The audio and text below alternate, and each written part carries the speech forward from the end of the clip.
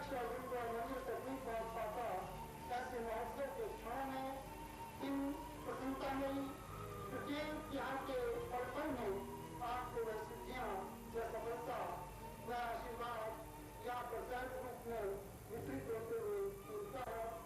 हम आपकी स्थितिपन पावन बेला में परम पूज्य गुरुदेव के चरणों में पूर्ण हृदय और समर्पण भाव से समर्पित होते हुए उन्होंने करते हैं और शुभकामना करते हैं कि आप सबके लिए यह दिव्यतम अद्वितीय क्षण जीवन के लिए आध्यात्मिक का आत्माए वह ग्राम बने जहाँ पहुंच कर आपको शक्ति मिले, रात और चैन की सांस मिले, गुरु की याद, गुरु की छवि आंखों में रहे और अपने मंदिर थोड़ा आंखों के सामने रहे।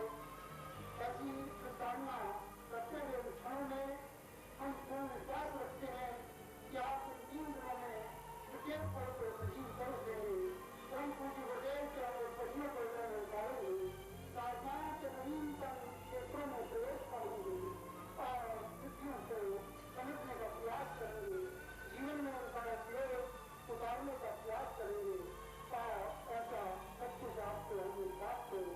इन सबकों के साथ हम पुनः एक बार सबकी ओर से, सभी शिष्य परंपरा की ओर से, यहाँ पर जाके सब भाई बहनों की ओर से स्वयं में नमन करते हैं। हमारे बीच में बंगाल से यहाँ पर पहुंचे हुए कितने ही परिवार उपस्थित हैं।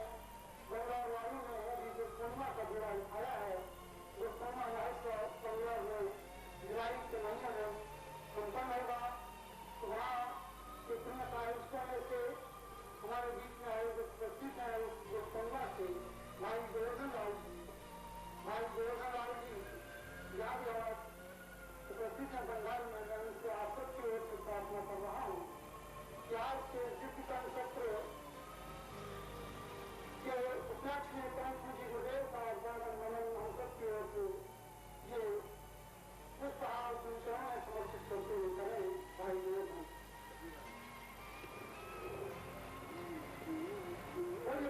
गुरुदेव की गुरुदेव की गुरुदेव की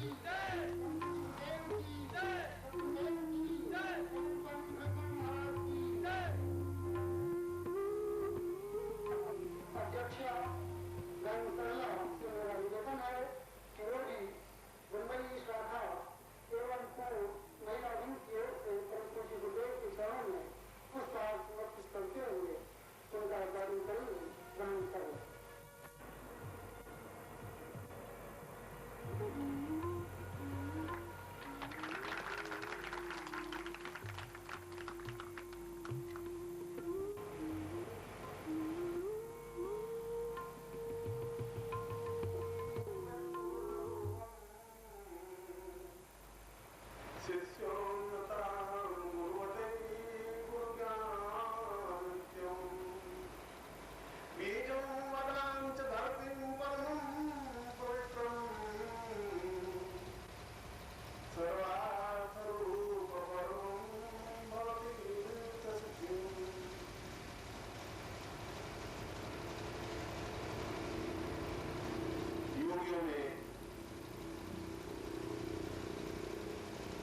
सर्वश्रेष्ठ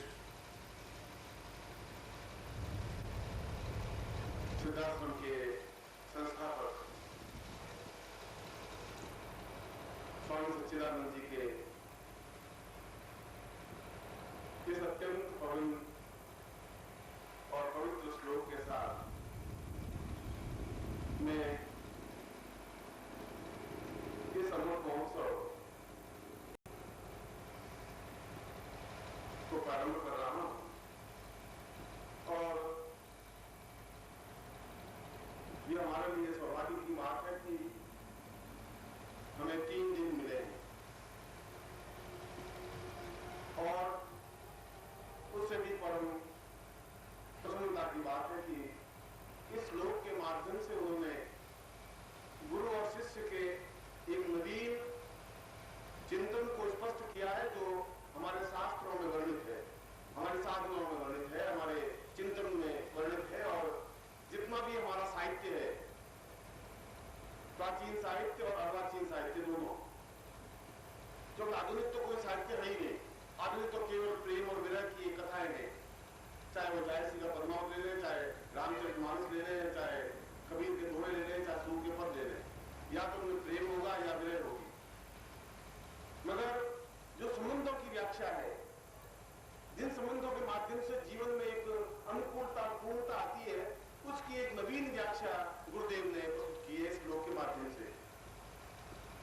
और इस श्लोक को बना करके उन्होंने प्राचीन जितना साहित्य है उनको एक तरफ हटा करके रख दिया है, क्योंकि प्राचीन साहित्य और प्राचीन हमारी जो धरोहर है, चाहे वेद पुराण साहित्य उपनिषद मीमांसा वेदांत उपनिषद,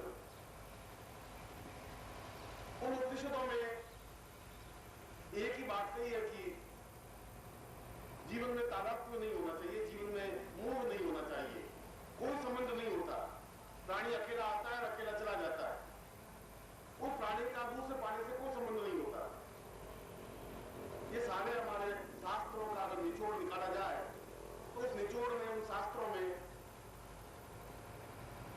प्रवृत्ति हमारे मानस में बढ़ती है, और हमारे मानस में बढ़ती की व्यक्ति का अपने आप में ही पूर्णता है। अहम पूर्णत्व सा पूर्णता सा देवत्व सा पूर्ण। मैं पूर्ण हूं इसलिए देवता पूर्ण है, मैं पूर्ण हूं इसलिए सारा संसार पूर्ण है, इसलिए मेरे अलावा दुनिया में किसी से कोई संबंध नहीं होता। इसीलिए व्यक्ति अकेला पैदा होता है, इसीलिए व्यक्ति अकेला मरता है। छांदोग्य उपनिषद में यही बात है। मैं इस श्लोक में एक नवीन बात कही, इस श्लोक में कही कि किसी से मोहग्रस्त होना ही जीवन की पूर्णता है। यदि हम किसी से अटैचमेंट नहीं है, किसी से प्रेम नहीं है, किसी संबंध नहीं है, तो फिर जीवन का कोई मकसद नहीं रह जाएगा। फिर जीवन का मकसद तो ऐसा रह जाएगा जैसे एक सूखा हुआ ठूंठ हो, फिर जीवन में रस नहीं रहेगा, फिर जीवन में कोई आनंद नहीं आएगा। और इसीलिए हमारे जितने ऋषि आपने देखे होंगे वे ठूंठ की तरह दिखाई देते हैं, उनमें रस नहीं है, उनकी आंखें ऐसी जैसे पथराई हुई आंखें हो, चेहरा ऐसा लगेगा जैसे सूखे लकड़ी की तरह चेहरा हो, उस चेहरे में कोई भाव नहीं है, उस चेहरे में कोई मधुरता नहीं है, कोई आनंद नहीं है, उस चेहरे पर हंसी नहीं है, खिलखिलाहट नहीं है, एक मुस्कुराहट नहीं है। इसलिए कि उन्होंने जीवन का आधार अपने आप में एकांतमकता और एकांतता अनुभव कर ली। एकांतता जीवन की पूर्णता नहीं है। इस श्लोक के पहले ही चरण ये कहा कि जीवन तो एक दूसरे से संबंध से ही बनता है, चाहे संबंध मेरा इस देह का प्राणों से हो, चाहे इस प्राणों का आत्मा से हो, यह भी संबंध है। संबंध का मतलब ये नहीं मेरे पत्नी है, पुत्र है, कि मित्र है, संबंधी है, कि प्रेमी है या प्रेमिका है, संबंध कुछ ये संबंध नहीं, ये तो लौकिक संबंध है, ये तो बन जाएंगे, बिगड़ जाएंगे, मिट जाएंगे, रह जाएंगे, ये अपने आप में संबंध नहीं है। मगर यदि मुझे ब्रह्म से भी साक्षात्कार करना है तो संबंध बनाना पड़ेगा। उस संबंध को छोड़ करके हम जीवन नहीं बढ़ा सकते। जीवन का तात्पर्य यह है नहीं, और जीवन का तात्पर्य अपने आप में ठूंठ की तरह जीना ही जीवन का तात्पर्य नहीं है। जो बिल्कुल अपने आप में दबोच करके रखते हैं अपने आप को, व्यक्ति दो प्रकार के होते हैं।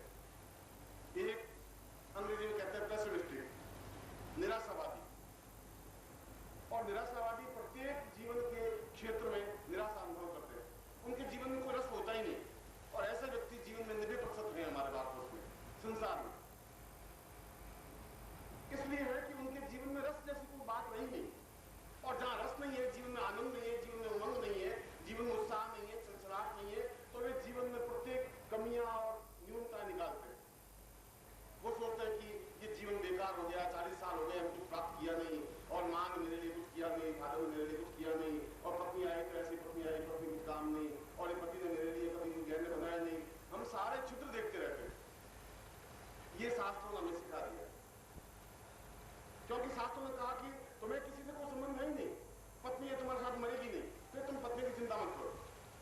पत्नी कह दिया पति है तो तुम्हारा संबंध है, एक साहचर्य है। मगर श्लोक में कहा कि बिना संबंध के, बिना आत्मीयता के, आत्मीयता का भाव तब पैदा होता है जब आदमी सकारात्मक सोचता है, जब आदमी में एक नेगेटिव साइड नहीं होती, एक पॉजिटिव साइड होती है। वो सोचता है कि जीवन एक आनंद है, जीवन की एक मस्ती है, एक सनसनाहट है, जीवन का एक तार है।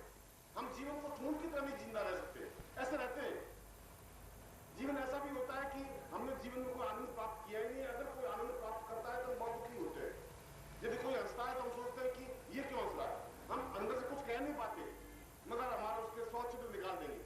यदि कोई व्यक्ति अच्छे कपड़े पहन के निकलेगा तो हम उसके 50 गलतियां निकाल देंगे। अरे ठीक है, बेईमानी ने बहुत पैसा कमा लिया और घूम रहे हैं, हम सब जानते हैं। और तुम्हें पता ही नहीं वो कहाँ रहता है, तो नाम बाप का नाम मालूम नहीं है,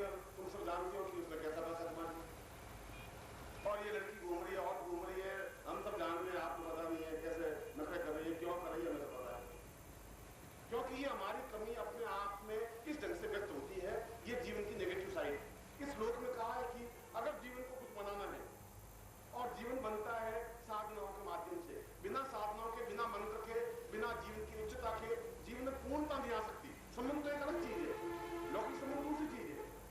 लौकिक संबंध तो मैं नहीं है तो बना दूंगा, यदि मैं शादीशुदा नहीं हूं तो मैं शादी कर लूंगा, ये संबंध बन गए। संबंध बनाने या संबंध तोड़ने तो मेरे हाथ में, मैं संबंध किसी से कितना बना सकता हूँ, कितना तोड़ सकता हूँ, ये मेरे हाथ की बात है। ये मेरे हाथों में रेखाएं लिखी हुई नहीं है, मेरे भाग्य में लिखी हुई कोई रेखाएं नहीं है कि मैं इसी से शादी करूंगा, ऐसा कोई चिंतन नहीं है। मगर जीवन का आनंद किससे प्राप्त हो सकता है, और जीवन के आनंद का स्रोत क्या है, यदि वो तुम्हारे पास नहीं है तो फिर तुम्हारे जीवन का कोई मूल्य नहीं है, फिर तुम्हारे जीवन का कोई मकसद नहीं है। फिर उस साधना का ऐसा साधना नहीं हो सकती कि हम आंख बंद करके साधना नहीं की जा सकती। ये हमारे ऋषियों ने की, ऋषियों ने इस प्रकार की साधनाओं को प्रश्न दिया। ऋषियों ने बिल्कुल एक जगह बैठ करके एक टांग पे खड़े हुए 14 साल तक एक टांग पे खड़े होकर के उन्होंने साधना की। विश्वामित्र सूखे पत्ते खा करके 5 साल तक रहे, और उन सारे साधुओं ने, योगियों ने ओंकार, विश्वामित्र जैसा तो कोई ऋषि हो ही नहीं सकता, उसने 7 साल तक सूखे पत्ते खाए। 7 साल तक सूखे पत्ते खाना जीवन की कोई पूर्णता नहीं थी उनकी। यह तो अपने आप में ऐसे हमारे हरिद्वार में और बनारस में और इलाहाबाद में बहुत बैठे हैं। अगर कुंभ में जाए तो कांटों पे लेटा हुआ एक साधु देखा था, तो कांटों में लेटना उसको कोई आनंद की बात नहीं है, वो चाहता है कि मुझे लोग देखें। फोटोग्राफर ने फोटो खींचे, वीडियो वाले उसका वीडियो भेजा, मैं भी 5 मिनट खड़ा खड़ा देखता रहा, कमाल है यार, और कांटों के ऊपर लेटा हुआ है।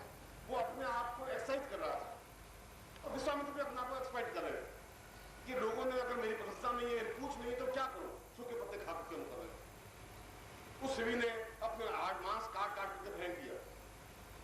यह कोई जीवन की उपलब्धि नहीं थी।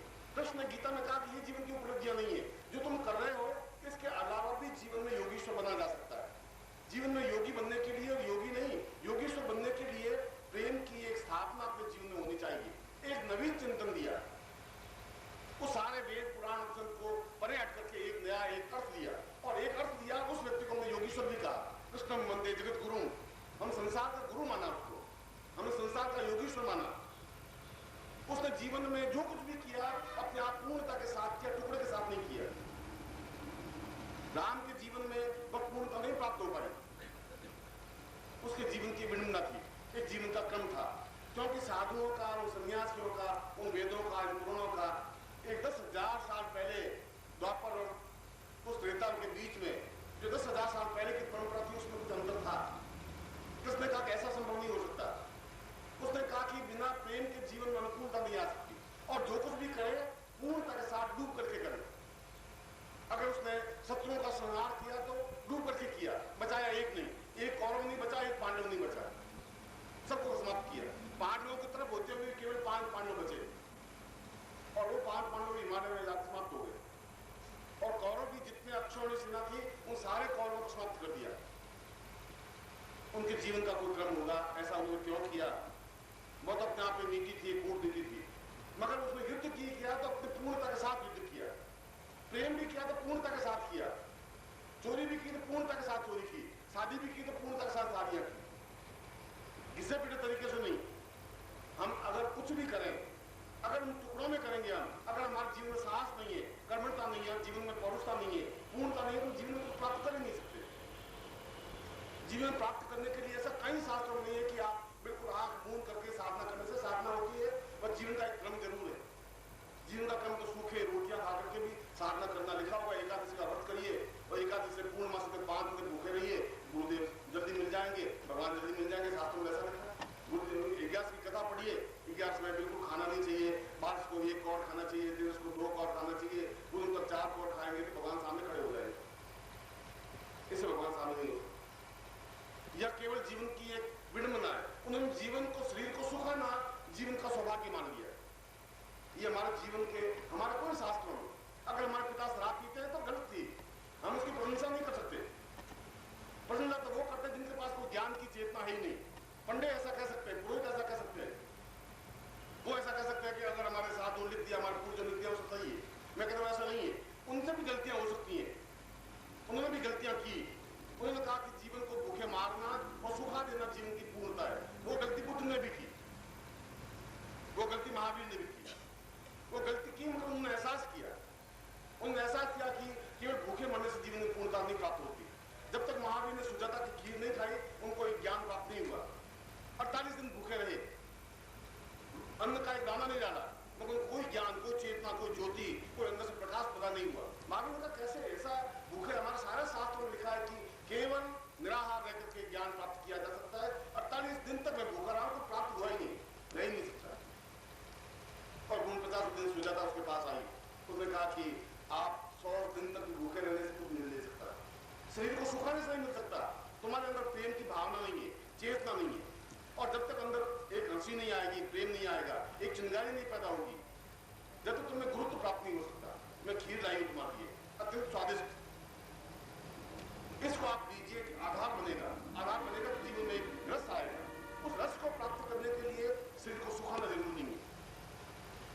और उस दिन महावीर स्वामी को पहला चिंतन मिला, पहला उपदेश मिला, जीवन में एक घटना घटित हुई, एक पहली बार बुद्धत्व प्राप्त हुआ, पहली बार एक गुरुत्व प्राप्त हुआ। गुरुत्व का मतलब है एक घटना घटित हो जाना, एक चिंगारी पैदा हो जाना। गुरुत्व का मतलब को गुरु होना नहीं, गुरुत्व का मतलब है शरीर जो कुछ हल्का फुल्का था, जो शरीर में ज्ञान नहीं था, उस ज्ञान की वृद्धि हुई, गुरु बना, लघु नहीं। हम लघु तो है ही, हमारे जीवन में न्यूनता तो है ही, हमारे जीवन में कमियां तो है, भौतिक दृष्टि से भी, आध्यात्मिक दृष्टि से भी, मगर जीवन में पूर्णता प्राप्त हो उसको गुरुत्व कहते हैं। और वह गुरुत्व प्राप्त हो सकता है साधनाओं के माध्यम से, और साधनाएं प्राप्त हो सकती हैं प्रसन्नता के माध्यम से, खिलखिलाहट के माध्यम से, छलछलाहट के माध्यम से, नाचते हुए, कूदते हुए, झूमते हुए और अपने आप को नृत्यमय करते हुए भी। ये पहली बार शास्त्रों में कहा गया है, जिसके अंदर प्रेम का प्रस्फुटन होगा, जिसके अंदर एकदम वसंत को समझने की क्रिया होगी। उस श्लोक में, जिस श्लोक मैंने आपके सामने रखा, उस श्लोक का तात्पर्य है कि यह गुरुत्व प्राप्त करना और जीवंत व्यक्ति के सानिध्य में रहना। गुरु मिले, ऐसा भी हो सकता है कि स्वामी हरिरानंद जी थे, हमारे गुरु जी थे, कहां गए? गुरु जी मर गए, अब गुरु जी चले गए। और कैसे चले गए? जैसा सांस नहीं ली, खत्म हो गई, अब हरिरानंद जी हमारे क्या काम करें? ये तुम्हारे जीवन का दुर्भाग्य है कि हरिरानंद तुम्हारे सामने नहीं है। तुम्हारे सामने हो जीवंत गुरु हो, चेतना युक्त गुरु हो, प्राण चेतना वाले सही हो, जो तुम्हारे सुख दुख दर्द को, तुम्हारी नाड़ी पर हाथ उनका तुम्हें समझा सके, तुम्हारे दुख दर्द को समेट सके, तुम्हें बाहों में ले सके, तुम्हें अपने सीने से लगा सके, अपनी बात, तुम्हारे मन की पुकार तुम्हें कह सके, तुम अपनी मन की बात उसको कह सको, एक गुंजरण हो सके, एक क्रिया हो सके, तुम दोनों के बीच में संबंध स्थापन हो सके, गुरु शिष्य के बीच में। तुमने सूफी काव्य पढ़ा नहीं है, सूफी काव्य में पद्मावत, जायसी का पद्मावत है, अपने आप में सूफी का हिंदी में किया होगा तो पद्मावत जरूर पढ़ा होगा। और उसमें उस सूफी काव्य में अपने आप को प्रेमिका बनानी पड़ती है। मैं प्रेमिका हूं और प्रेमिका के भाव से पूरे संसार को देखती हूं। उस पद्मावत को आपने देखा, पद्मावती का वर्णन है, अपने आप में पूर्ण उस भाव के रूप में वो प्रभु को प्राप्त करने की क्रिया है। पद्मावत अपने आप में आध्यात्मिक ग्रंथ है, जैसा वशिष्ठ संहिता है, जैसा विश्वामित्र संहिता, वैसे ही पद्मावत है। बस उसमें एक भावना का चेतना एक अलग है। आंख देखने की क्रिया, पुरुष की आंख में वो प्रेम छलक ही नहीं सकता जो स्त्री की आंख में छलक सकता है। इसलिए कबीर और सूर और मीरा और तुलसी सब ने एक ही बात कही कि आंख तो एकदम प्रेमिका की आंख होनी चाहिए, एक आंख में रस होना चाहिए, देखने की क्रिया होनी चाहिए। देखा और अपने आप में सामने वाले को पागल बना दिया, अपने आप को चेतना युक्त बना दिया। ये जीने की क्रिया, ये जीने की आनंद तब हो पाएगी जब अंदर एक भाव पैदा होगा, जब हमारे पांव उठेंगे, जब हमारे मुंह से संगीत निकलेगा, जब हमारी आंखों में नृत्य बनेगा, जब हमारे हाथ नाचने लगेंगे, जब हमारे पैर नाचने लगेंगे, जब जीवन का एक उत्सव बनेगा, तब अमृत बनेगा। और ये अमृत एक एक घूंट पीना साधना है। साधना के लिए और सैकड़ों रास्ते, भगवान को प्राप्त करने के लिए 1000 रास्ते। मैंने कहा वशिष्ठ संहिता भी एक रास्ता है, पत्ते खा करके भी उस भगवान को प्राप्त किया जा सकता है। और एक रास्ता मीरा का भी है कि नाचते हुए भगवान कृष्ण को प्राप्त कर लेने की क्रिया है। एक पद्मावत की भी एक साधना है कि हम बिल्कुल अपने आप को श्रृंगार युक्त बनाए 24 घंटे, एक घंटे में अपने आप को श्रृंगार को बदले। क्षण क्षण तभी वो रूपम रमणीयता है। रूप और रमणीयता का मतलब है क्षण क्षण में हम बदल जाए। हमने एक क्षण पहले जो प्रकृति को देखा, अगर हम नेपाल जाएं या हिमाचल में जाएं या हिमालय में जाएं या कश्मीर जाएं, एक क्षण पहले जो प्रकृति थी वो नहीं रहेगी। दूसरे क्षण पत्ता और ढंग से झूमेगा, तीसरे क्षण पुष्प और ढंग से खिलेगा, फिर जिस ढंग से खिलाए 14 क्षण देकर पतली तितली और ढंग से नाचेगी। एक एक क्षण में बदलता है, इसलिए प्रकृति में इतनी सुंदर लगती है। 10,000 साल तक देखते रहे फिर प्रकृति से मानव जी नहीं बढ़ता और हमारे पत्ते से जी बढ़ जाता है। क्यों बढ़ जाता है? क्योंकि बदल नहीं सकती। वो जैसी पैदा हुई वैसी वैसी बनी रहती है, महान हिडिंबा की तरह। बस वो बाल खुले हुए, वो पति आया नहीं और चपका दी शेर की तरह। हाँ, इस ऑफिस में ठीक था। 5:30 कहाँ? अरे 5:30 मिनट ट्रेन तुम्हारी लेट होती है। उसमें बदलने की क्रिया नहीं है, इसलिए संबंधों में दरार पड़ जाती है। इसलिए गुरु शिष्य के संबंधों में दरार पड़ जाती है, क्योंकि उसमें प्रेम का संबंध नहीं बन पाता। इसलिए साधना तुम्हारा दरार है, तो साधना को तुम्हारा रस नहीं है। रस बनने की क्रिया तो अंदर से जागृत होगी, एक चेतना के साथ जागृत होगी। इस शिविर में उसी स्पष्ट क्रम को जो मैंने श्लोक दिया है, उसने कहा कि ये साधना तुम्हारे अंदर है। ये मैंने इसमें बार बोर्ड में लिखा है कि मैंने 14 तरह के प्रयोग तुम्हारे साथ करवाना चाहता हूँ, और 14 तरह के प्रयोग एक दिन में हो सकते हैं। उसके लिए 1000 साल नहीं लगते। कि साधक को साधक बनाने के लिए, उसको पूर्णता देने के लिए, यदि गुरु में साक्षी भाव है, यदि गुरु में चेतना है, गुरु अपने आप में पूर्ण बरगद का पेड़ है, तो 1000 लोगों को नीचे बिठा सकता है, छाया दे सकता है, सुगंध दे सकता है, पत्तों के द्वारा संगीत सुना सकता है, फूलों के द्वारा मधुरता प्रदान कर सकता है। यदि उसमें नृत्यमय है, यदि वो खुद सूखा हुआ ठूंठ है, तो नए फूल नहीं खिला सकता, फिर नया तरह से झूम नहीं सकता। सूखा हुआ पेड़ नहीं झूम सकता, वो ठूंठ की तरह खड़ा रहता है। उसमें लोच नहीं आ सकती, उसमें मधुरता नहीं आ सकती। जीवन में मधुरता, जीवन में माधुर्य एक प्रेम शब्द है, भक्ति का एक मधुर शब्द है जिसमें माधुर्यता का भाव हो। साधना का पूर्ण शब्द है, यदि माधुर्य नहीं है जीवन में, तो जीवन में साधना प्राप्त नहीं हो सकती। इसलिए इन सारी साधनाओं को, चाहे ज्ञान योग प्रक्रिया हो, चाहे कुंडलिनी साधना हो, चाहे सहस्त्रार साधना हो, 2 साल 10 साल 15 साल 25 साल नहीं लगते। और जो गुरु 10 साल लगाता है, तो गुरु है ही नहीं। वो गुरु खुद कमजोर है, वो गुरु तुम्हें फिर बेकार रहा, वो तुम्हें पत्तों पे घुमा रहा है। आवश्यकता इस बात की तुम्हारा गुरु का संबंध एक हो, आवाज एक हो दोनों की। मैं सितार बजाऊं, तुम्हारी सितार बजनी चाहिए। संगीतकारों ने प्रयोग किया है, एक बड़ी सितार यहां रख दें और एक छोटी सितार इससे 5 फीट दूरी पर रख दें, और यदि मैं बड़ी सितार को बजाऊं तो छोटी सितार की तार अपने आप हिलने लग जाती है, अपने आप बजने लग जाती है। इसको बजाते बजाते एकदम बड़ी सितार बंद कर दीजिए, 2 सेकंड तक वो सितार अपने आप बजती रहेगी। यदि वो खुद बड़ी सितार बज रही है तो, यदि वो नहीं बज रही है तो वो भी नहीं बज सकती। यदि गुरु में ज्ञान है, चेतना है, प्रेमस चेतना है, अगर तुम्हारा गुरु से संबंध है, गुरु तुम्हारे हाथ फैलाए और तुम आ ही नहीं सको पास में, गुरु तुम्हें आवाज दे तुम सुनो ही नहीं, गुरु तुम्हें अपने सीने से लगाने के लिए आतुर हो और तुम दूर खड़े रहकर कुछ ताकते रहो, उससे तो जीवन में संबंध नहीं बन सकता। जीवन में संबंध बनने के लिए उस गंगोत्री को, उस गंगा को दौड़ करके जाना पड़ेगा। धीरे धीरे गंगा चलेगी, 10,000 साल तक भी समुद्र तक नहीं पहुंच सकती, और इतना तुम्हारे पास समय है भी नहीं। इतना समय नहीं है कि तुम 10 साल और इंतजार करो, इतना तुम्हारे पास भी समय नहीं है कि तुम 10 साल तक जीवंत गुरु को अपने अंदर रख सको। जीवंत गुरु आज है, साल बाद नहीं मिल सकते, 5 साल बाद नहीं मिल सकते।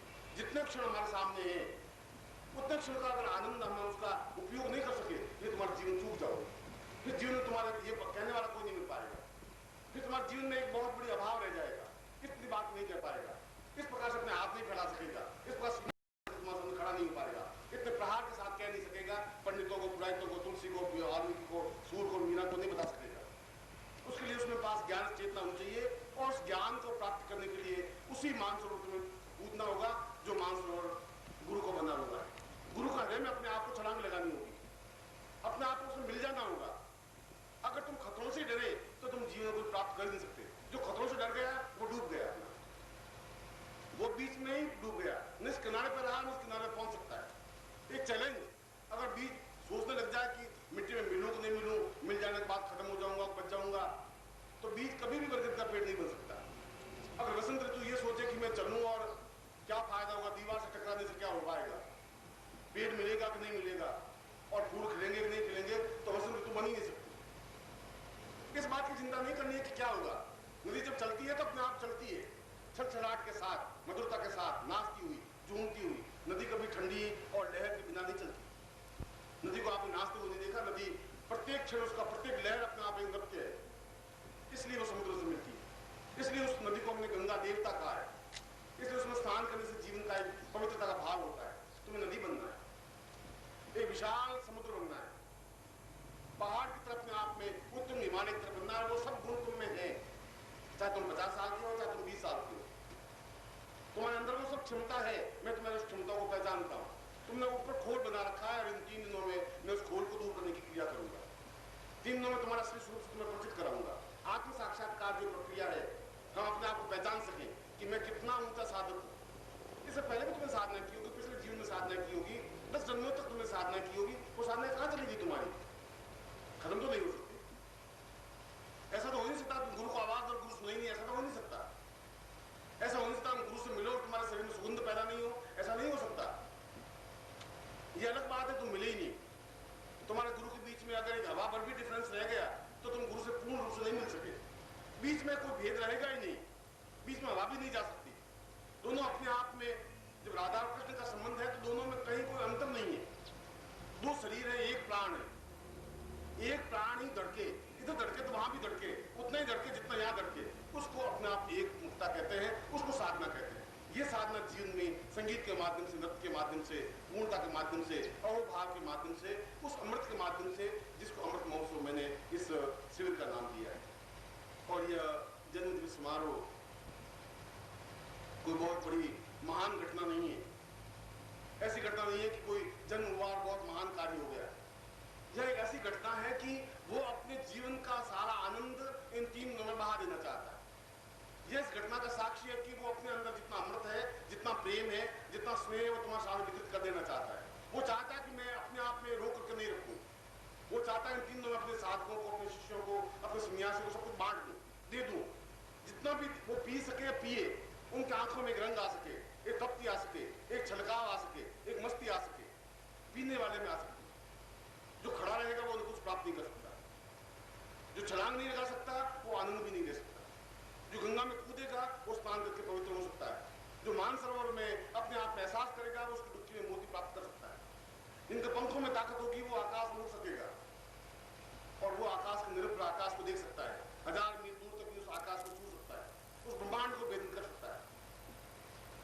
वो तब हो सकता है जब तुम खतरे का भाव उठा सको, एक चैलेंज उठा सको कि जीवन में या तो मुझे करना है या नहीं करना है। बार बार जीवन को प्राप्त करना, चूक जाना तुम्हारे जीवन की परिणति नहीं है। 1000 बार मैं कहूँ, 1000 बार तुम रुक जाओ, इस जीवन में आनंद प्राप्त नहीं हो सकता, उस जीवन नहीं हो सकता। इसमें दोनों ही क्रम मैं प्रारंभ करूंगा।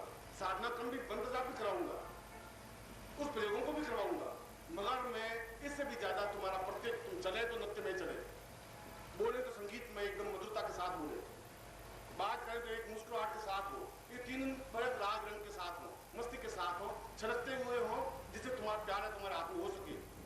मैं बहाऊं और तुम पी सको, मैं तुम्हें दूं और तुम ले सको। अगर मैं दूं और तुम ले ही नहीं सके तो जीवन का आनंद ही बेकार हो जाएगा, सब बेकार रह जाएगा। जन्मदिन का तात्पर्य उस अमृत को एक एक घूंट देना है, प्रत्येक शिष्य में उतारना है, उंडेलने की क्रिया है, जिससे कि अगला जन्मदिन मिले नहीं मिले, कब मिले, कैसा मिले, आप मेरे सामने होंगे नहीं होंगे, जीवन प्रवृत्ति तो आपके सामने होगा नहीं होगा, कुछ कहा नहीं जा सकता। ये तो जितने क्षण हमारे हैं उनको हम पी सके, उस प्रत्येक क्षण को, एक एक क्षण को। 3 दिन में बहुत बड़ी बात होती है, एक जीवन का झटका, एक जीवन का आनंद, एक जीवन की मस्ती, एक जीवन का एक क्षण, जीवन की बहुत बड़ी बात होती है। राधा ने तो एक क्षण के लिए देखा कृष्ण को और देख ही नहीं सकी जिंदगी भर, और वो हमेशा के लिए अमिट रह गया, उसकी आंखों में वो भाव तैर गया। एक जीवन की मस्ती आ सकी, पूरा जीवन उसके याद में बिता दिया, और पूरे संसार में उसका नाम कृष्ण से भी पहले लिया जाने लगा। कृष्ण तो बाद में लेते हैं, पहले राधा शब्द का उच्चारण होता है। रुक्मिणी का नाम नहीं आता, सत्यभामा का नाम नहीं आता, जो उनकी पत्नियां थी उनका नाम नहीं आता है, क्योंकि उसमें प्रेम तो था ही नहीं। जहाँ प्रेम नहीं है वहां विश्व विजेता नहीं प्राप्त हो सकती, जहाँ प्रेम नहीं है वह जीवन का आनंद प्राप्त नहीं हो सकता। जहाँ आनंद है, जहाँ प्रेम है, जहाँ मस्ती है, जहाँ एक दूसरे को समर्पित होने की क्रिया है, समर्पण। समर्पण का मतलब है आप और हम इक्वल खड़े होकर अर्पण करें। तो मेरे से दूर होकर अर्पण हो नहीं सकते, अपने आप को मिटा नहीं सकते, और जो मिटा नहीं सकते तो कुछ प्राप्त नहीं कर सकते। जो अपने आप को खो सकता है वो प्राप्त कर सकता है। तुम अर्पण ही नहीं करो तो अपने आप को जीवन को पकड़े हुए रखो, मैं तुम्हारे जीवन को खेचूं और तुम अपने आप में चुकड़े हुए बैठे रहो। मैं कहता हूं तुम मस्ती के साथ नाचना है, तुम हाथ बांधे हुए खड़े रहो तो नाच नहीं हो सकता, हाथ बांधने से नाच नहीं हो सकता, हाथ बांधने से अर्पण नहीं हो सकता, हाथ बांधने से समर्पण नहीं हो सकता। समर्पण तो अपने आप समाप्त कर देने की क्रिया है। फिर तुम्हारे पास तुम्हारा कुछ नहीं बचेगा, कुछ नहीं बचेगा तो मैं अपने आप को सब कुछ तुम्हें दे दूंगा। ये मेरी गारंटी है, ये मेरा विश्वास है। तुम एक बार खतरे में उठा के देखो, एक बार तुम एहसास करके देखो कि तुमने सब कुछ लुटाया और तुमने सब कुछ दिया। एक बार इस बात को आजमा ले, एक बार इस बात की परीक्षा हो जाए कि तुमने कितना लुटाया, मैंने तुम्हें कितना दिया। तुम किसी आपत्ति नहीं है। ये जीवन के उस आनंद के क्षण है, उस मस्ती के क्षण है जहां हम अत्यंत प्रगति में बने, आनंदमय बने। एक क्षण हमारा मुस्कुराता हुआ हो, हमारे आंखों में लगते हो, हाथ में लगते हो, पाँव में लगते हो, शरीर में लोट हो, हम चले तो घूमते हुए चले, पीते हुए चले, एकदम ऐसा चले कि जैसे हमने बहुत कुछ आनंद की एक कविता को अपने अंदर समाज कर चुके। नदी की तरह चल चलाते हो, तालाब की तरह नहीं। तालाब समुद्र में नहीं जा सकता, तालाब समुद्र को देख भी नहीं सकता। जैसे भी तालाब बहुत लंबा चौड़ा होता है, नदी से भी लंबा चौड़ा हो सकता है, और उसमें वो आनंद नहीं आ सकता। उसका पानी में वो छलछलाहट नहीं आ सकती जो नदी में आती है। जो नदी बह सकती है, बढ़ सकती है, आगे बढ़ने की क्रिया है, उसमें नृत्य है, उसमें गति है, उसमें लय है। तुम्हारा जीवन सरोवर की तरह बन गया है, तालाब की तरह। एक किनारा घूमा हुआ है, ये मेरा घर, ये मेरी पत्नी, ये मेरे बच्चे, ये मेरी बैंक बैलेंस, ये मेरी नौकरी, बस खत्म। 4 किनारों का 5वां किनारा तुम्हारे पास नहीं है, और तालाब तो धीरे धीरे सूख जाता है, कीचड़ बच जाता है। उस पानी को पीते ही नहीं बाद में, पक्षी भी नहीं पीते, पशु भी नहीं पीते। तो नदी का पानी तो 100 साल बाद पीते रहते हैं। आज से 100 साल पहले भी गंगा में लोग पानी पीते थे, आज भी हम पानी पीते हैं क्योंकि वो पानी बहता हुआ है। उस पानी में गंदगी नहीं है, उसमें एक नृत्य है, उसमें छलछलाहट है, उसमें कोई किनारा नहीं है। नदी चली और अपने गंगोत्री के पास जो पेड़ थे वो पेड़ आगे नहीं मिले, वहां बर्फ मिली, आगे नहीं मिली। आगे मैदानी भाग मिल गया तब भी आगे बढ़ी, आगे रेतीला भाग मिल गया तभी आगे बढ़ी, आगे पथरीले भाग मिल गया तभी बढ़ी, समुद्र के पास कच्छ के दलदल में मिली तभी बढ़ी। बढ़ने की क्रिया होनी चाहिए। सरोवर बनने से जीवन में काम नहीं चलेगा। मैं उस सरोवर को नदी बनाने की क्रिया, ये 3 दिनों का काम है। ये 3 दिनों का काम तुम्हें आत्म साक्षात्कार करवाना है। ये एहसास करवाना है कि तुम क्रांति बीज हो, खाली बीज नहीं, क्रांति के बीज हो। तुम्हारे पास चेतना है, फौलाद है, तुम्हारी आंखों में चमक है। किसी भी सन्यासी के सामने दम करके खड़े हो जाओ तो उसकी आंख झुक जाएगी, तुम्हारी आंख नहीं झुकेगी, मेरा विश्वास है। कभी आंख उठा के देख लेना, वो तो हिम्मत नहीं है। वो पंडों पुरातों में तुम्हारे आंख मिलाने की मेरे पास तो आने के लिए उनको तो 50 साल और जन्म लेने पड़ेंगे, पर तुम्हारी आंख से भी आंख नहीं मिला सकते, क्योंकि मैंने तुम्हें चेतना दी है। तुम्हारा मेरा संबंध है, मेरे प्राण तुम्हारे अंदर धड़क रहे हैं, मेरी ज्ञान चेतना तुम्हारे अंदर धड़क रही है, और तुम्हारा मेरा संबंध है। ये संबंध अपने आप में अत्यंत मधुर, अत्यंत पवित्र संबंध है, क्योंकि ये संबंध आंखों से खींचा गया है। तुम्हारी आंखों मेरे पास होनी चाहिए, तुम्हारी मुस्कुराहट मेरे पास होनी चाहिए, तुम्हारी एक उत्साह मेरे पास होनी चाहिए, एक धड़कन मेरे पास होनी चाहिए, और तुम्हारे प्रत्येक चीज की धड़कन के साथ मैं संगीत बजा सकूं, नृत्य कर सकूं, मैं तुम्हारे सामने गा सकूं, नाच सकूं, तुम्हारे जीवन 3 दिन में अमृत बरसा सकूं और तुम अमृत चाहिए वो पी सको। ये चीज को उपलब्ध होनी चाहिए, ये 3 दिनों का व्यस्त होना चाहिए। ऐसा ही मौसम मैं तुम्हारे सामने प्रस्तुत करने जा रहा हूँ। मैं आपको ऐसे बीमारी हंसी मजाक किया और घर चले गए, उससे तुम्हें कुछ मिल नहीं सकेगा। फिर तुम खाली हाथ चले जाओगे, मैं तुम्हें फिर कहा तुम चूक जाओगे। और मेरे एक प्रवचन में 40 बार जो चूक जाओगे शब्द है, तो मैं 40 बार सोच समझ के शब्द को उपयोग कर रहा हूँ। चूकना नहीं है, चूक गए तो तुम्हें कुछ मिलेगा नहीं। अगर जीवन में जितना सदी मिल पाए तो नहीं मिल सकता तुम्हें, इन 3 दिनों में नहीं मिल पाया, अगर 3 साल तक तुम्हें कोई देने की क्षमता नहीं रख सकता, किसी में हिम्मत नहीं है तुम्हारे दे सकते। इसलिए साधना में तुम्हें बनना जरूरी है। कई प्रयोग ऐसे मैं कराऊंगा जिसमें केवल साधकों को ही होंगे, सैलानी को नहीं हो सकते। अगर तुम्हारा भाव ही साधक का नहीं बनेगा तो फिर सैलानी बनकर के कैसा हो सकेगा? सैलानी में बनाओ तो बनना है। जहां मैं तुम्हें नृत्य करने को कहूंगा तुम्हें नृत्य करना है, जहां तुम्हें साधक बनाना है, जहां तुम्हें आत्म साक्षात्कार कराना है, जहां तुम्हारी भूमि धारण करनी है, तो तुम साधक बनोगे। साधक का स्वरूप होगा, तुम्हारे पास बिल्कुल ऊपरी वस्त्र नहीं हो, बनियान पहन करके ऊंचे पूछे बैठे हुए हो और अपने आप में डर रहे हो, घबराहट रहे हो कि मेरा सीना दिख जाएगा तो क्या हो जाएगा। तुम ऐसे कोई बड़े हो क्या? तुम्हारा लक्ष्य स्थल है, तुम्हारा सौंदर्य है, अपने आप में तुम खुद सौंदर्य से परिचित नहीं है, और फिर तुम्हें साधकत्व नहीं है। अगर साधका के नाम में साधक के रूप में नहीं है तो फिर तुम्हारे जीवन का जाने का कोई क्रम भी नहीं, फिर तुम्हें कोई फायदा नहीं है। अगर तुम झूठ बोलोगे, छल करोगे, तुम अपने आप के जीवन को ही छलोगे, मुझे जीवन को नहीं छल पाओगे। मुझे तुमसे प्रत्येक से परिचित हूं, तुम कहां चल कर रहे हो ये मुझे मालूम है, कहां झूठ बोले ये भी मुझे मालूम है। यहां पर भी तुम्हें उसी झूठ का सहारा लेकर के चलोगे तो जानने को नहीं दे सकता, संभव नहीं है। तो पात्रता तुम्हारी तभी बन पाएगी जब मैं प्रत्येक उस व्यक्ति के उस मस्तिष्क को प्रहार करूंगा, अंगूठे से तभी तो उसकी एक आज्ञा चक्र जागृत होगा, और मैं गारंटी के साथ आज्ञा चक्र जागृत करूंगा, गारंटी के साथ सहसा चक्र जागृत करूंगा। इन तीनों मंदिर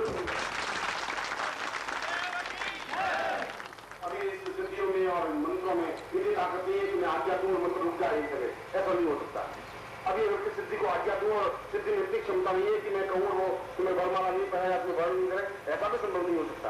उनको मेरी बात टालने के लिए अभी तक 1000 साल और जिंदा रहना पड़ेगा, तब हो पाएगा। और तुम कभी कभी पहचानोगे उस व्यक्तित्व को जो तुम्हारे सामने बैठा है, तब तुम अद्भुत हो सकोगे, तब तुम्हें एहसास हो सकेगा कि जीवन अपने आप में कितना एक महान व्यक्तित्व मेरे सामने है, तब तुम्हें उसकी पहचान हो सकेगी। इन छोटी सी आंखों से तुम नहीं पहचान सकते, जिन आंखों से तुम खंबा नहीं दे सकते, उन आंखों से व्यक्तित्व को पहचानने के लिए क्षमता तुम्हारे पास नहीं है। मगर जिस दिन तुम पहचान लोगे उस दिन तुम्हें बहुत बड़ी उपलब्धि हो जाएगी, और वो आत्म साक्षात्कार के द्वारा ही संभव हो सकता है। तभी तुम्हारे आंसुओं से ये चरण पूजे जाएंगे, तब इन चरणों को पुष्प नहीं चढ़ाओगे, फिर आंसुओं का हाथ चढ़ाओगे, तो तुम्हारा हृदय की धड़कन बिछाओगे, मैं चलूंगा तब ये फूल नहीं बिछेंगे, तो धड़कन बिछेंगे, भाग लगता हुआ जाऊंगा, उस दिन जीवन का आनंद आएगा, उस दिन जीवन की मस्ती आएगी।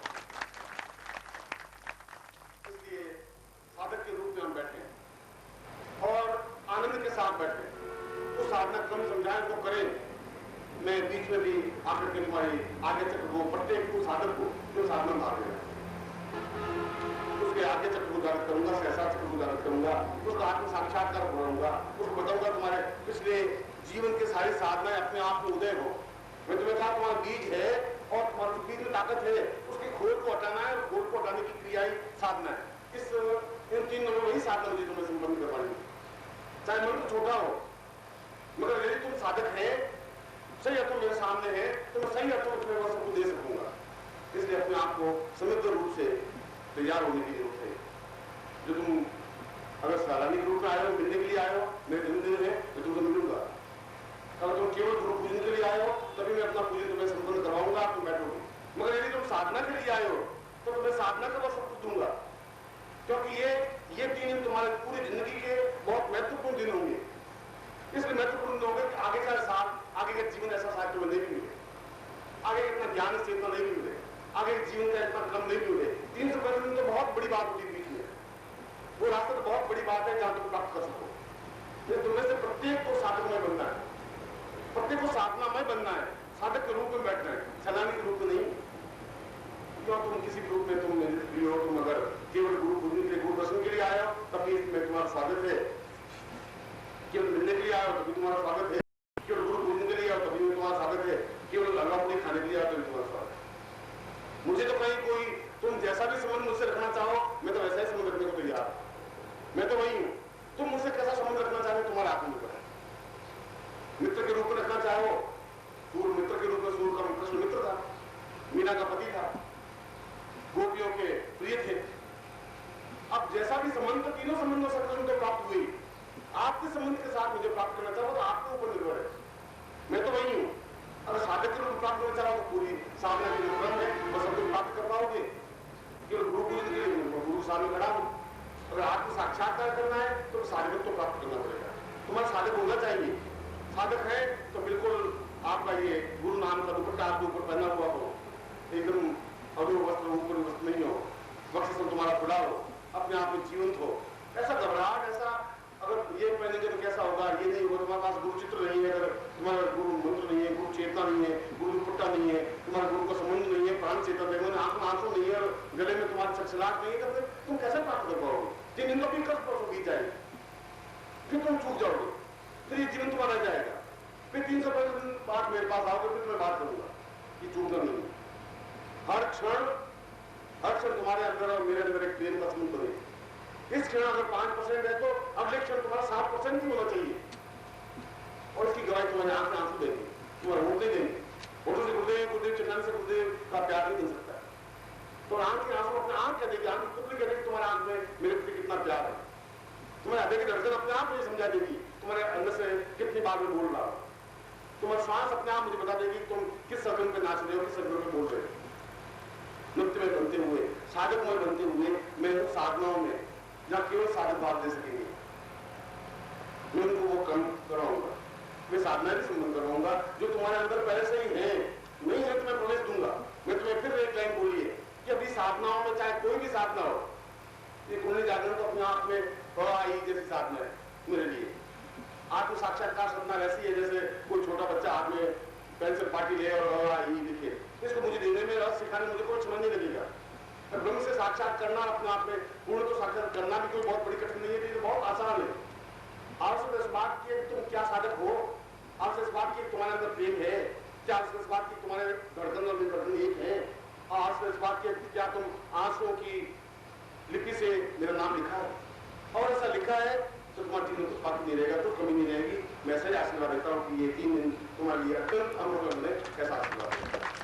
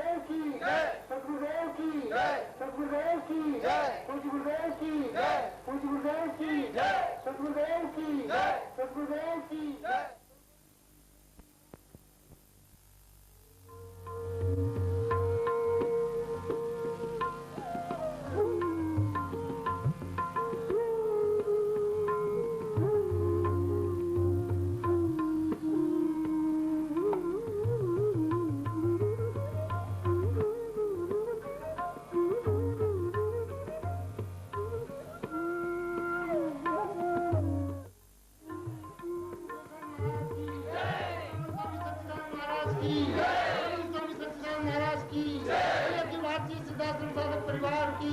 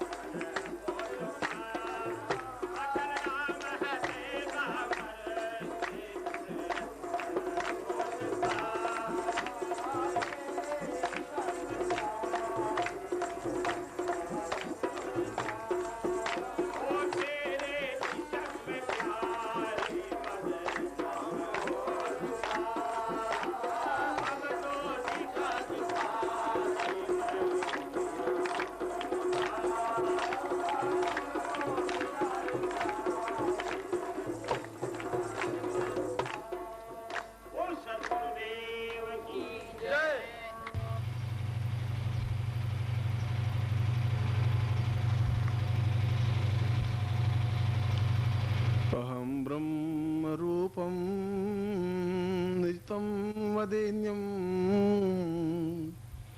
आत्मोन्नतिर्भूर्भुवस्वरेण्यम् देहं वदान्यवदितं च ब्रह्माण्डरूपम्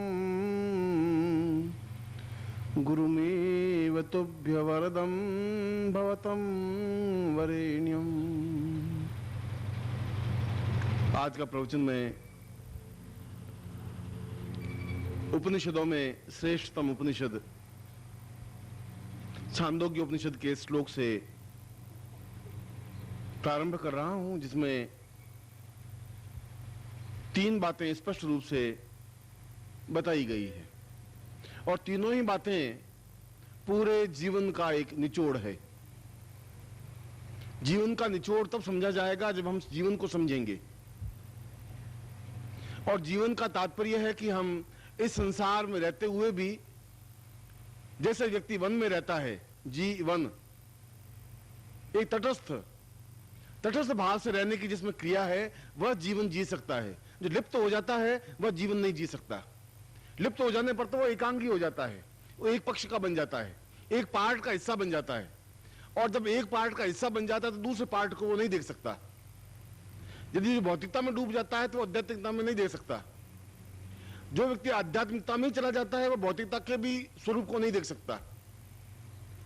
मगर जो उभय पक्षी है, जो बिल्कुल तटस्थ है, जो दोनों के बीच में खड़ा है, वह जीवन को जी सकता है, जीवन को देख सकता है। जीवन में दोनों रंग होने चाहिए, क्योंकि जीवन जीना अपने आप में एक कला है, एक चेतना है। जीवन को सांस लेने की क्रिया को जीवन नहीं कहते हैं। मरना या जिंदा रहना या सांस लेना या खाना, यह जीवन नहीं है। हम जीवन को किस प्रकार से जीते हैं, हमारा चिंतन क्या है, हमारी विचारधारा क्या है, हमने जीवन में क्या प्राप्त किया, जीवन के क्या स्रोत हैं, जीवन का क्या मूल्य है, उत्स क्या है, हम कहां से उत्पन्न हुए, क्यों उत्पन्न हुए, हमने ब्रह्मांड में क्या देखा और किस प्रकार से देखा, यह हमारे जीवन का मूल उद्देश्य है। आप यहां गुरु जन्म दिवस पर आए, जन्म तो कोई होता ही नहीं है। वह तो एक 21 अप्रैल से लगा करके और अगले जिस साल तक वह जीवित रहेगा उस साल तक वह इस पृथ्वी लोक में रहा। इससे पहले वह किसी और लोक में रहा होगा, इससे बाद में भी किसी और लोक में रहा। जब इससे पहले भी किसी लोक में था और इसके बाद में भी किसी लोक में रहेगा, तो फिर उसका जन्म कहां हुआ? जन्म तब होता है जब मिटता है। जब मिटा ही नहीं तो फिर जन्म कहां हुआ? फिर जन्म दिवस कैसा? जन्म का मतलब है कि हम एक नए सिरे से निर्माण करें। जिसका निर्माण है ही उसका निर्माण क्या करेंगे? जो पहले से ही साक्षी है उसका निर्माण कैसे करेंगे? इसलिए केवल देह युक्त व्यक्ति का ही जन्म होता है। जो चेतना युक्त है, जिसको जीवन जीने की कला आ गई है, उसका जन्म नहीं हो सकता। वह तो किसी लोक से आया, एक निश्चित क्षण के लिए आया। वह चाहे 21 अप्रैल 1922 हो, चाहे 19 अप्रैल 1912 हो, चाहे 4:12 हो और 4:18 हो, उस क्षण विशेष में वो आया, जन्म नहीं हुआ। और जीवन के 100 साल, 80 साल, 75 साल जी करके और सन 2016 में 8 अप्रैल को समाप्त हो गया। मैं समाप्त होना नहीं, वह किसी और लोक में चला गया। जन्म और मृत्यु उन लोगों को व्याप्त होती है जो केवल भौतिक जीवन में लिप्त होते हैं। और भौतिक जीवन का मतलब है जो मृत्यु का वरेण्य करते हैं, जो हर समय मृत्यु से घबराते हैं, जिनको जीवन जीने की कला ही नहीं है। कल भी मैंने बताया कि जिसमें चैलेंज नहीं है वो मृत्यु से घबराएगा, विचलित होगा। जो डरेगा उसको बहुत ज्यादा लोग डराएंगे। अगर आप मृत्यु से भयभीत होकर भागेंगे, मृत्यु और आपके पीछे भागेगी। भागना जीवन का पलायन है। दृढ़ता से, सूरवीरता से, बहादुरी के सामने खड़ा होना जीवन है। और उस छांदोग्य उपनिषद में कहा गया कि जीवन उस व्यक्ति का जीवन बन सकता है जो जन्म नहीं लेता है, जो मरता नहीं है। यदि भूल से उसने जन्म ले लिया तब भी वो मृत्यु को प्राप्त नहीं हो, मरे नहीं, वह वापस किसी लोक में जाने की यात्रा कर सके। पृथ्वी लोक है, भूलोक है, भूलोक है, स्वलोक है, महालोक है, ब्रह्मांड लोक है, सैकड़ों लोक हैं। और किसी लोक में विचरण करता हुआ फिर समय आए 2000 साल बाद, 3000 साल बाद, उसकी इच्छा के अनुरूप। यहां पर छांदोग्य उपनिषद बहुत नवीन, एक नित्य तथ्यपूर्ण बात कहता है जिसको समझने की जरूरत है। तो मैं एक नवीन चेतना युक्त बात कही। उसने कहा कि मनुष्य के हाथ में जन्म लेने की क्रिया नहीं है। तुम्हारे हाथ में जन्म लेने का कोई भाव नहीं था, तुम्हारे हाथ में नहीं है तुम जन्म लो। एक एक्सीडेंट हुआ, एक घटना घटी, तुम्हारे माता और पिता का एक संपर्क बना और तुम जन्म ले लिया, एक चांस बना। तुम्हारी कोई इच्छा नहीं थी उसमें, तुम्हारी कोई आकांक्षा नहीं थी, तुम चाहते थे या नहीं चाहते थे इस घर में जन्म लेना, तुम्हारे हाथ में नहीं थी बात। तुम कहीं और जन्म लेना चाहते थे या कहां जन्म लेना चाहते थे, तुम्हारे मन में कोई आकांक्षा भी नहीं थी। आकांक्षा इसलिए नहीं थी कि तुम्हारे पास जीवन नहीं था। जब जीवन नहीं है तो तुम समझ भी नहीं पाओगे। बहुत मूल सूत्र है, पूरे जीवन को समझने का एक फलक है। आम आदमी इसको नहीं समझा सकेगा, आम आदमी इसको समझ भी नहीं सकेगा। वह जीवन का अर्थ जन्म से मृत्यु तक की जीवन यात्रा को जीवन कहते हैं, वह जीवन नहीं है। इससे पहले भी हम यात्रा करते करते आए, ठीक इसी प्रकार से कि मैं सोचती गेट से यात्रा करता यहां आया, आपके सामने खड़ा हुआ, 5-7 मिनट रहा और फिर निकल गया। इसका मतलब ये नहीं मैं 5-7 मिनट जिंदा रहा। जिंदा तो मैं इससे पहले भी था, आया एक रास्ते में आया, एक रास्ते में चला गया। आपने नहीं देख पाए उस पर्दे के पीछे क्या था, मैं देख पाया हूं मैं कहां से आया हूं, क्योंकि मुझे अपने जीवन के बारे में ज्ञान है। और जो व्यक्ति जीवन जी लेता है वह मृत्यु के बाद भी, एक दूसरे लोक में जाने पर भी उसके हाथ में यह रहता है कि जन्म ले। आपके हाथ में जन्म लेने की क्रिया का ज्ञान नहीं है। इस समय भी आप मृत्यु को प्राप्त हो जाएंगे 15-20 साल, 25 साल, 50 साल बाद, और मरने के बाद भी प्राण समाप्त तो नहीं होंगे, देह समाप्त हो जाएगी तुम्हारी। ये मेरा कुर्ता फट जाएगा तो दूसरा कुर्ता तो पहन लूंगा, चमकीला कुर्ता होगा या मैला कुर्ता होगा, दूसरा कुर्ता पहन लूंगा, मगर मेरे प्राण खत्म नहीं होंगे। प्राण तो इस ब्रह्मांड लोक में कहीं न कहीं विचरण करेंगे, चाहे भूत लोक में हो, चाहे प्रेत लोक में हो, चाहे पिशाच लोक में हो, चाहे पितृलोक में हो, चाहे राक्षस लोक में हो, चाहे देव लोक में हो, कहीं न कहीं वो प्राण विचरण करेंगे। और वे प्राणी ठीक उसी प्रकार से होते हैं जैसे रामलीला के मैदान में भीड़ होती है, सैकड़ों लोग मरते हैं। केवल 19 दिनों में ईरान में, इराक में लाखों लोग मर गए। लाखों प्राणी इसी ब्रह्मांड में कहीं विचरण कर रहे हैं।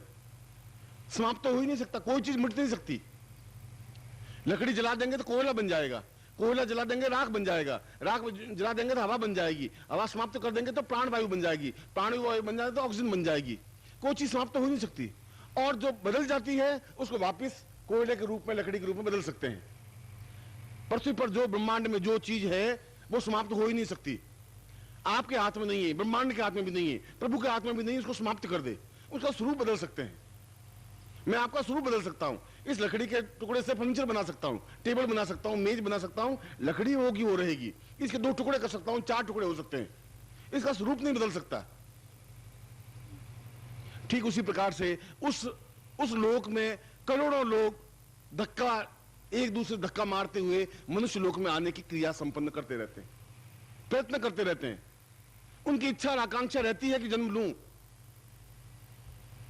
और उस समय भी वे प्राणी जो बहुत बलवान होते हैं, जो बदमाश होते हैं, वे दुष्ट आत्माएं जो बहुत तेज तर्रार होती हैं, 10 भले आदमी हो और एक दुष्ट और चाकू दिखाए तो 10 को पीछे धकेल करके आगे बढ़ जाएगा। प्राणियों में भी वही हाल है। और वह किसी न किसी गर्भ में जिस समय एक संयोग बन रहा होगा उस समय जन्म ले लेगा। उसके हाथ में नहीं है कि यहां जन्म लूं या नहीं लूं, वह तो वो जन्म ले लेगा, दूसरा ले लेगा, दूसरा नहीं तीसरा ले लेगा, तीसरा नहीं चौथा। जहां लाखों लोग उस जन्म लेने के लिए उत्सुक हैं, उतावले हैं, तो कोई इनको जन्म ले लेगा। आपके हाथ में भी नहीं है कि उच्च कोटि की आत्मा को जन्म दे सकें। चांस है, कोई भी आत्मा जन्म ले ले। आपने एक चांस दिया और किसी आत्मा ने आपके गर्भ में स्थान ले लिया। कोई मानस क्लियर नहीं था, उनके मानस में ये 96% की लाइन थी ही नहीं। उनको ये बात मालूम ही नहीं थी कि ऐसा भी हो सकता है कि मैं किसी व्यक्ति विशेष को जन्म दूं, या मैं इंतजार करूं कि यह ऋषि अपने आप में जब 100 साल का हो, जब यह शरीर छोड़े, तब मेरे गर्भ में जन्म ले। इतनी महान, इतनी उच्चता तो तब प्राप्त हो सकती है जब गुरु की निजता प्राप्त हो, जब गुरु समझा सके कि अब तुम्हें शरीर छोड़ना है, क्योंकि अब तुम्हें शरीर छोड़ना है या अब तुम्हें ऐसा करना है जिससे कि उस आत्मा को अपने गर्भ में धारण कर सको, तुम्हारे चेहरे पर तेजस्विता आ सके, एक ऐसा पुत्र पैदा कर सको जो पूरे आकाश में रोशनी बिखेर सके। 1000 लाखों तारे होने से कोई फायदा नहीं होगा, एक चंद्रमा ही बहुत है पूरे आकाश में रोशनी बिखेरने के लिए। 1000 तारे भी उतनी रोशनी नहीं दे सकते। 1000 पुत्र होने पर भी कोई लाभ नहीं हो सकता अगर एक चंद्रमा, एक सूर्य को हम पैदा कर सकें। गुरु की निजता छांदोग्योपनिषद में कहा है कि हम जीवन को तब समझ सकें, अगर ऐसा है तो समझ सकेंगे ऐसा है तो जीवन का अर्थ, जीवन का मर्म, जीवन का मूल्य समझ सकेंगे, तब हम जीवन में उस गर्भ को दे सकेंगे। गर्भ देने की क्रिया इतनी सामान्य घटना नहीं है, और तब हम 9 महीने का गर्भ नहीं 21 महीने का गर्भ भी दे सकते हैं। तब हमारा मातृत्व तो बन सकता है, तब हम मां बनने की अधिकारिणी बन सकती हैं। एक छोटी सी घटना, आज से 10,000 साल पहले, केवल 15,000 साल पहले 15-16 महीनों में जाकर के संतान पैदा होती थी। शंकराचार्य जन्म हुए 11 महीने तक गर्भ में रहे। सत्यनारायण की कथा में आता है कि पूरे 10 महीने बाद एक सुंदर कन्या ने जन्म लिया। आज से 100 साल पहले गिना कि 9 महीने बाद पुत्र जन्म लेता है। और आज भारत सरकार के पास आंकड़े हैं कि 67% लड़के संतान 8वां महीना खत्म होते होते जन्म ले लेते हैं।